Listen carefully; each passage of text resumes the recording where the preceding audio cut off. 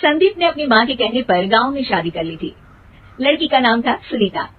माँ का कहना था एकदम मॉडर्न बहू नहीं होनी चाहिए, लेकिन उन्हें नहीं पता था कि गांव से आने वाली बहू सुंदर सुशील तो होगी और उसको गांव से बाहर भी निकाल लाएंगे, लेकिन उसके अंदर का गांव कैसे बाहर निकलेगा। शादी के कुछ दिन बाद, माँ टिफिन तो देना जरा। बेटा अब तो स्कूल नहीं ऑफिस जाता है, माँ से नहीं अपनी बीवी से टिफिन मांगा कर। ओके माँ। सुनीता टिफिन ले आओ। 1 किलो टिफिन, इसके अंदर पिस्ता डाल दिया है। पिस्ता? पिस्ता क्यों? सास जी ने बोला था ना कि आपको पिस्ता बहुत पसंद है। ओहो, मैंने पिस्ता नहीं पास्ता बोला था, पास्ता। पास्ता? कहीं होता है पास्ता? अरे बेटी तू रहने दे, मैं बना दूंगी। अच्छा किया कि पाव भाजी बनाने का नहीं बोला, वरना किसी के पाव बना देती है। सुनीता को बुरा लगता है, लेकिन उसकी नादान हरकतें कम नहीं होती। ऐसे ही एक दिन, अरे तुमने ये क्या लगाया है? अरे आप वो फूस फूस करके लगाते हैं ना, वही। डियो? कहाँ दियो? किसको दियो? अरे वही ना जिससे खुशबू आती है। हाँ हाँ सही पकड़े हैं। अच्छा लेकर तो आना। कौन सा डियो लगाया तुमने? अभी लेकर आते हैं जी। संदीप की बात मानकर सुनीता अंदर से खुशबू वाला फुसफुस लेकर आती है। OMG! OMG मतलब ओ माय गणेश ना। अरे OMG छोड़ो, ये खुशबू वाला फुसफुस की बात कर रही थी तुम? हाँ इसी की, फिर से सही पकड़े हैं। अरे देवी, लेकिन आप सही नहीं पकड़े हैं, ये डियो नहीं है। डियो नहीं है तो क्या लियो है? अरे ये रूम फ्रेशनर है, जिसको कमरे में छिड़कते हैं, खुद पर नहीं। कोई बात नहीं, माँ कहती थी आत्मा किराएदार है, शरीर एक किराए का कर्म। हम शरीर पे ये डाल लिए तो क्या फर्क पड़ जाएगा।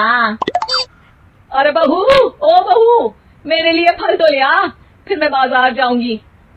सुनीता अपनी सास के लिए फल लेकर आती है। अरे बेटा, पपीता, तरबूज और सेब फल ऐसे कैसे खा लूं? काट कर तो ले आ। माँ जी, मेरे गांव में तो खेत से उठा के सीधा खा लेते हैं। अरे ये तेरा गांव नहीं है ना। अरे संदीप, तू ही कुछ समझा देना इसको बेटा। मैं कैसे समझाऊं माँ, ये तो माइक्रोवेव को भी भट्टी बोलती है। कल मैंने बोला हाय कैसी हो, तो बोलती है किसी को हाय नहीं लगानी चाहिए। अरे सुनीता, तेरा क्या होगा? अभी तो कैसे बताऊं माँ जी, अभी हम कुछ करेंगे फिर पता चलेगा क्या होगा, लड़का या लड़की। हे भगवान, कहाँ से आ गई है? रामपुर से जी, आप ही तो लेकर आए थे मुझे। अरे मुझे माफ कर दो।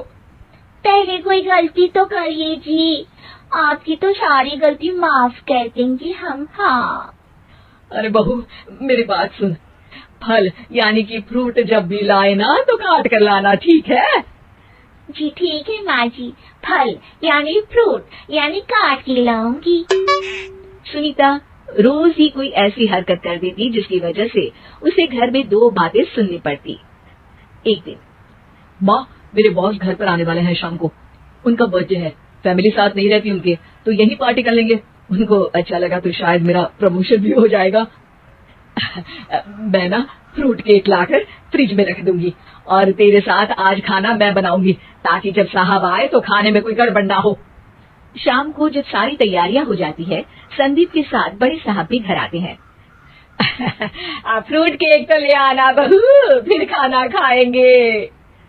और इस सब की क्या जरूरत थी, आपने बुलाया वही काफी है। सर आपका परिवार शहर में नहीं है तो हम ही आपके परिवार जैसे हैं सर। इतने में ही सुनीता फ्रूट केक लेकर आती है और बड़े साहब की टेबल पर रख देती है, और जैसे ही केक के ऊपर का बॉक्स हटाती है, ओह ये क्या है, केक तो कटा हुआ है, मैं तो ऐसा नहीं लाई थी। आप मुझे शाबाशी दे सकती है माँ जी, मैंने ही केक काट दिया। आपने कहा था ना फल यानी फ्रूट यानी हमेशा काट के लाना। तो फ्रूट केक भी तो फ्रूट ही है ना, तो मैंने पहले ही काट लिया। हूँ ना मैं समझदार। अरे बहू, ये क्या किया? केक हमेशा वही काटता है जिसका जन्मदिन होता है। तुझे एक बात भी समझ नहीं आती, एक नंबर की बेवकूफ है। पूरा माहौल बिगड़ चुका था। संदीप को लगने लगा था कि साहब उसे प्रमोशन तो दूर की बात है, कहीं डिमोशन ना दे दे। लेकिन साहब बीच में ही बोल पड़ते हैं। अरे अरे, कोई बात नहीं, ये इनकी बेवकूफी नहीं है, इनका भोलापन है। बेटा आप कहाँ से हो? रामपुर गांव से। अरे वाह, गांव से? फिर तो आपके गांव में ताजे फल और सब्जियां मिलते होंगे। हाँ सही पकड़े हैं, हम तो काटते भी नहीं, सीधा खा लेते हैं।